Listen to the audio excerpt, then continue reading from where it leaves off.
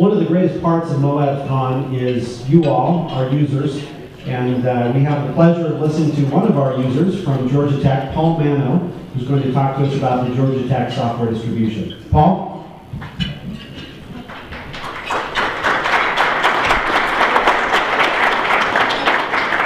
Good afternoon. I'll wait for the microphone though. There we go. Very good. My name is Paul Manno, and I am not German, which means that I have to be funny. Oh boy. Thanks, Aaron. That's interesting. This talk is a little bit about what we use for, I guess, loosely termed provisioning software. It's how we actually deal with the cluster management on our side. There's lots of great cluster management tools out there. There's been XCAT and there's been all kinds of other things. But a lot of them just didn't quite address the things that we were looking for at the time we decided to start doing this. And we didn't really set out to design our own management tools, but we decided to, well, we could do this, and well, we could add to that and do that. And like any other great organic cluster management software, it just kind of has grown over the years. This is all part of the Georgia Tech PACE program. It is yet another acronym. Georgia Tech, by the way, if you've never ever dealt with a university, loves acronyms. We have probably more 2 and 3 and 4 letter acronyms than most other universities, though. It is Partnership for Advanced Computing Environment. We have a series of smaller clusters. They're all kind of federated into one large one so that we can actually aggregate and facilitate a very large job if we need to. Currently about 13,000 cores and growing fast. I think we just put in another order for about another 81 nodes, and those will be arriving hopefully not while I'm here, which is always good. Most everything is QDR InfiniBand connected and 10 gig E, of course, all the usual aspects of that. One of the other things that we decided is if we're going to do one of these tools, what we really would like to do is not just make it a cluster management tool, but make it usable by other people, including the folks who do the enterprise solution. I know. We're not supposed to talk about the enterprise people if we're the cluster people and vice versa. But the technologies continue to merge and well, that's kind of where we are. We're a small staff. We have a whopping 8 people. And that takes care of the cluster management, the user support, the storage, the networking, pretty much the whole ball of wax. It is a single MOAB instance for all of these nodes, which gives us great testimony to the effectiveness of Adaptive's MOAB. Hooray. So how do we best install new systems? How do you maintain them? How do you ensure consistent software? Now there's a good one. And how do you provide a test environment type of a thing as well? Well, there's really 2 ways to do this. There's stateless management, which is what a lot of people have tried over the years, and there's a stateful management. Stateless management, sure. Well, so what do you do to install new software, to update software? Well, most of the time what you do is you just re-image the server, and that's fine. So the question there becomes one of, how do you know everything was installed correctly? Okay. I will ask only rhetorical questions while you're eating, I promise. So what about stateless? Well, it's really great if you have 50 to 100 nodes. It works out fairly well, and that can comprise a fairly good sized cluster these days. But what if you get 2,000 nodes or 10,000 nodes, or like the folks up in Canada are looking at that 10,000 node and saying, yeah, we're pretty much already there. Stateless is kind of a blast and forget. You basically say, okay, we're going to get the software onto the node and it's going to be there for however long it happens to be. How do you verify or detect that the node is correct? Well, there are ways to do that. You can kind of query the node, you can do analysis of what's going on, you can take a look to see if all the key pieces are there. You can have the node try to build a database or things in that order. So there's lots of different ways people have done that. But can you build a dashboard kind of an idea to see cluster-wide, what's the current status of the software? What's currently on all of these machines? What's lacking? What machine is having a problem? And so we went to the stateful management. And I know that if you ask a room full of people like this, you could probably set up a banner on one side that says stateless and a banner on the other side that says stateful, and you'd probably divide the room in half. I'm not going to do that. The nice thing about stateful management, though, is you have the ability to know what's actually on the machine.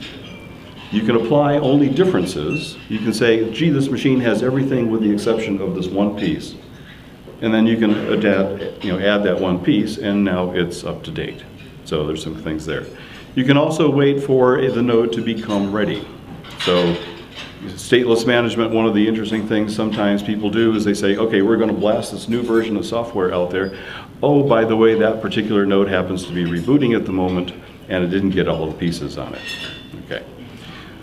We did this not by trying to be wonderful people. We said, well, why don't we use some tools that are already out there, like CF Engine.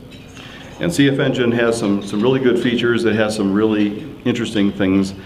People have also said, well, gee, why aren't you using things like Puppet? We could do that. Actually, this way the software is set up, it doesn't really matter what architecture you use for that level of distribution on there. But that's only one part of the distribution of what we're trying to do. What we end up with is a system of tools that can allow for the management of the whole thing from beginning to end. When we tear out the machine at the end, we can actually let the software management decommission the nodes, which is a really great idea, especially when you start getting into many, many thousands of nodes. The distributed administration is actually rather well supported. That's an interesting feature. A lot of times folks say we have this cluster of individuals who really are the managers of this particular cluster, and you don't mess with that, okay? But we can't do that. We're so small. We have to say we've got a bunch of people, we have some other people in other departments. Why can't we use some of their resources to help us manage our cluster? So what we tried to do is pull all of these things together, and that's what's kind of become GTSWD. So you start with a kickstart, jumpstart, whatever it happens to be. And oh, by the way, we're using this on multiple architectures, multiple operating systems. We're using Red Hat, we're using CentOS, we're using Ubuntu, we're using Solaris. All of the same things work the same with ever. And then the idea is you kickstart it, and then you apply whatever changes or configurations and pieces that you need to do. So the simple chart, I tried not to put too much of these eye charts up here for you. It's pretty straightforward. You have a couple of machines up there, 2 or 3 or 4, however many you want to do. They have some local storage on them, and that's basically the software repository. They keep each other in synchronization using rsync, NFS, whatever mechanism you want to do that. You can use HA, or you can get as excited about that as you want, but you just have some multiple machines out there with some shadows of the data. And then you have some CF Engine servers out there that can help you with things. And then you've got a bunch of clients out there. That's pretty straightforward. So the architecture that we've developed here is, and it's kind of defining some terminology. GTSWD is kind of the overall umbrella thing. Underneath that are architectures. So for each one of the architectures, there's effectively another channel beyond that. There are also these things that we call streams. Streams are effectively a way to talk about a particular type of that architecture. So somebody may have a bunch of these x86 64s, and we have some people who are in the Research Network Operations Center. We have some people who are just using some very basic things. We have some people who are doing information security. Each one of these people can actually pull from all of the other resources that are there if they wish. Or if they don't wish, they don't have to. Underneath those are what are called flows. And effectively, what that is a particular combination of things for that particular stream. So what we try to do there is, in the case that shows up on the slide, we have a release version, which is the released copy, but we also will have a test version for those people who are doing kind of the next thing. And you may want to subscribe a particular machine to a test flow on the RNOC stream in x86 64, and that's roughly how that does. So once we have all of this stuff organized, what we do is what are called patches. Nothing new there, right? We have this lovely patch attach. I have no idea where that picture came from. It just kind of pops in there. It's like, huh? Okay. So what we do is the patches are labeled by effectively an ASCII sorted sequence. They are monotonically increasing.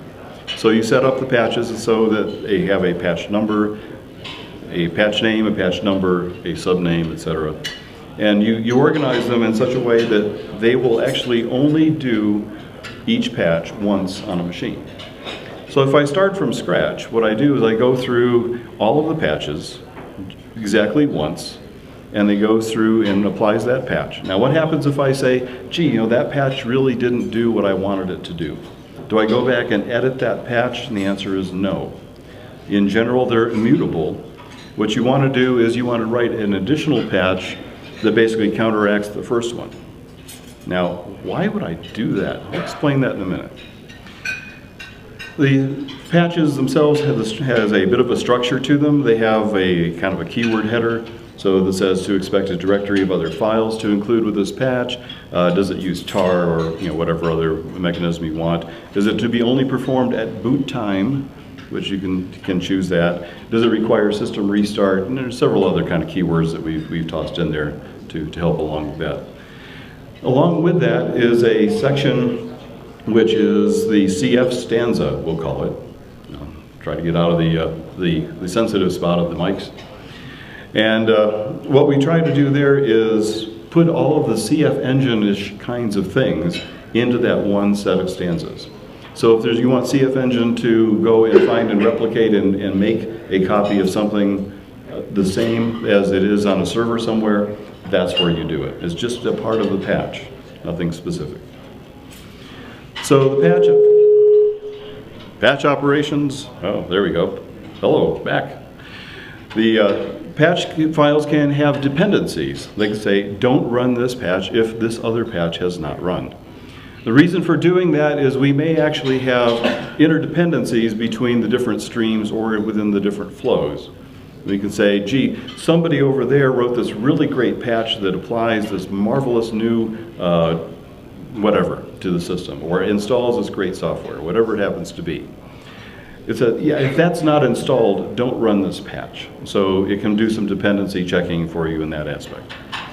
There are also lock files when these patches are run. And the lock files are per stream, so that as the stream is going through all of its patches, it's locked it so that you don't have two instances of this thing running at once and all that kind of stuff. And you get to a certain point and it says, well, gee, what happens if the patch fails? It stops.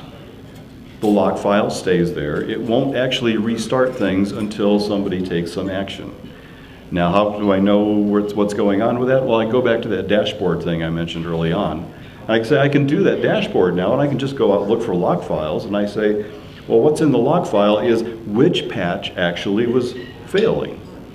So in the report that I can look at on this dashboard, I can say, gee, that machine didn't get this patch, it failed here. Now I know exactly where to look and what to look for. Oh, that's kind of nice. It also allows us to do this thing that we call collaborative system administration. And now it allows us the freedom of saying, gee, there's some folks over in the math department who really know what they're doing with MPI tools. They've been dealing with software and configurations. Why don't we just use some of their information over here on the rest of the stuff? We can do that. We can do that with symbolic links. We can do hard links if we really want to. We don't generally. Patch numbers, well, they may actually have different patch numbers than we do, but with symlinks you don't really care. You basically put that into your stream where you want that to appear. And so you write the patches with this kind of a thing in mind. A couple things that we generally recommend for our patch writers. Make them self-aware. Okay? Make sure that your patch can figure out what it needs before it runs, and make sure that if it has a problem in running, that it produces an error and fails. Okay, a non-zero return. Yay. That's about the extent of what we really have to do. So there's a little bit of standardization there, but it's very, very trivial. The other thing that's really neat about this is self-documentation. I can get a new sysadmin, and we've done this, we've hired a person in a brand new PhD. We sat them down and said, okay, we want you to go through and check on some of these patches and write a new patch for this particular thing. And they say, well, how do I know what patches are run? Well, they're all in this stream. It's going to go back through and run every single one of them. And so, well, how do I know what they do? Well, you read it. It's right there. So everything that patch does is self-contained. Documentation, requirements, what it's going to do, what the actions are going to be, whether it's going to succeed or fail. All that stuff is within each individual patch. And of course, there's log files too. You can keep track of them, look in the log files, and use Splunk or whatever tools you want to for those, and find out what's the last patch run, what's going on, any errors that were produced that way, and you can get some clues and hints along that way.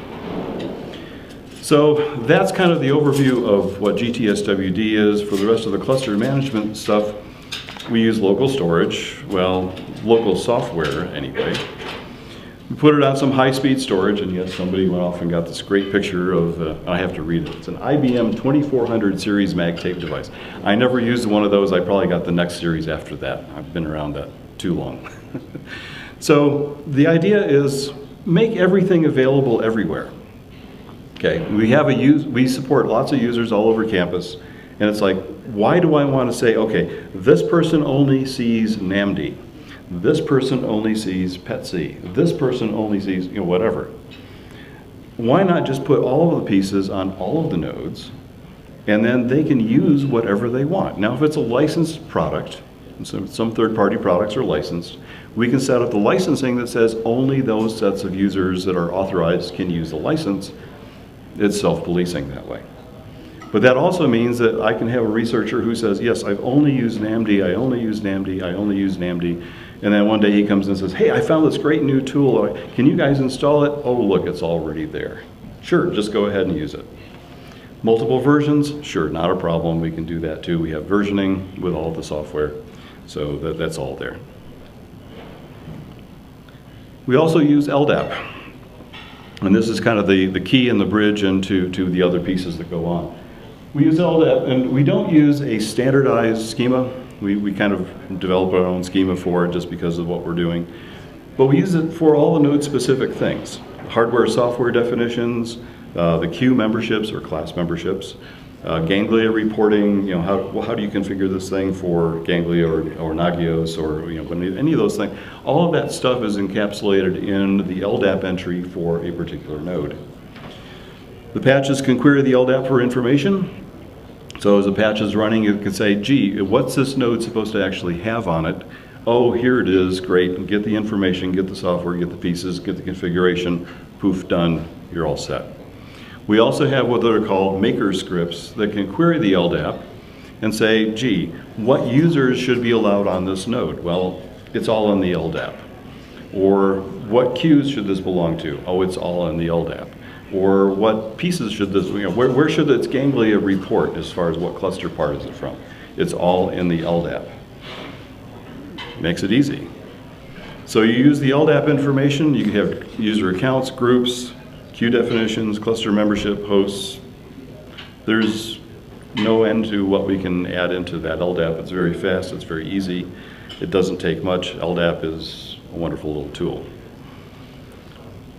So we get into the business of why are we talking about all this here at MOAB.Con?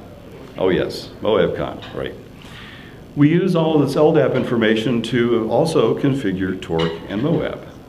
So we're actually getting through that information and say, what do we want to do? Now first of all, the LDAP is right now sort of manually updated as the node boots. We're actually most of the way through an automated process for that. It's not fully baked yet, but so I didn't say that it's automated, but it's real soon now.